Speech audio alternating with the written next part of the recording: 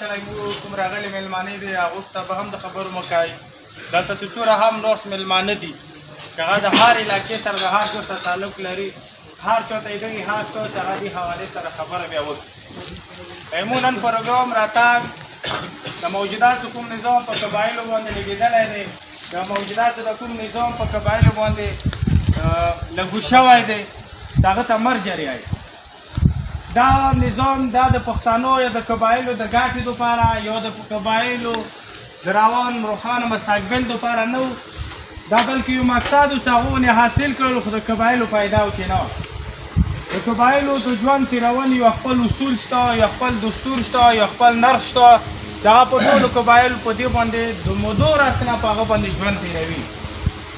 نن چې د کوم نظام په موږ تاسو باندې راغلی دی، ورور د ورور سره په تنازع کې دی، کلی د کلي سره په تنازع کې دی، قوم د قوم سره په تنازع کې دی، ضلع د ضلع سره په تنازع کې دی. د دغه ټولو واجب چې کومه دی هغه موجوده نظام دی. زه اول هم د دې شي اول مخالفت کول چې افتیار یا د مشوران یا د جرګه دا یو ښه شی نه دی. خو اوس موجوده نظام راغلو موږ ته دا پاته ولګېده چې د قبایلو کوم نرخ و، د قبایلو کوم رواج و، د قبایلو کوم کلتور و، د قبایلو کوم دستور و، هغه کې د مو حیا هم پټه وه، هغه کې د کور مسله په کور کې حل کېده، د کلي مسله په کلي کې حل کېده، د قوم مسله په قوم کې حل کېده، د ضلع یا د ایجنسي مسله په ایجنسي کې دننه حل کېده. خو موجوده وخت که موږ وکړو د کور مسله د وروڼو مسله هم عدالته دی، د ښځې او د مېړه مسله هم عدالته دی، د ورور او د پلار مسله هم عدالته دی، د کلي او د قوم مسله هم عدالته دی. نو یو د ټولې مسالې روانې شولې عدالت روخ یې واخیستلو. عدالت کې هغه استمنا، عدالت کې هغه لیاره، هغه طریقه نشته دی چې هغه د مو فیصلې په وخت سره وکړي، په لنډ وخت سره وکړي، جوړه وکړي، روغه وکړي، سوای د دې نه چې تاریخ په تاریخ، تاریخ په تاریخ نه علاوه هغو سره د مسالو حل کولې څه لیاره نشته دی. موجوده دور کې که تاسو کسو په ټول اختیار واخلي، په کورمې کې به دومره مرګونه نه وي شوي لکه دا نظام راغلی دی، په دې نظام کې توره وشول.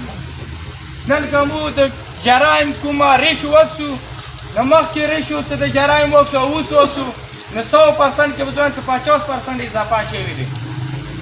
امن که مو وایو امن هم نشته دی. موږ دا وایو چې نه هر سړي تحفظ دی، تحفظ هم نشته دی. چا چې کوم ځای کې خوښ یې مړی کولی شي.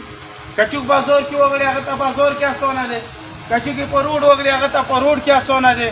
مخکې چې موږ کوم دستور و، موږ کوم کلتور و، یو سړی به رتلو د بلې علاقې والی ځای کې به مړی نه شو کولی، دوې علاقې به یو نرخ تړلی و، هغه به هغې علاقې کې غلا نه شو کولی. هغه ته دا پاته وه چې دلته یې دغه قوم دا اصول دی، که چېرې غلا وکړي په خره به د سپرئ. مخکې به دا اصول و که چېرې دې قوم کې د بل قوم والا مړی وکړلو، نه د بل قوم والا به دغه قوم ته هغه کسان هم حواله کولو سره د جرمنیو پوستونو به هم هغو.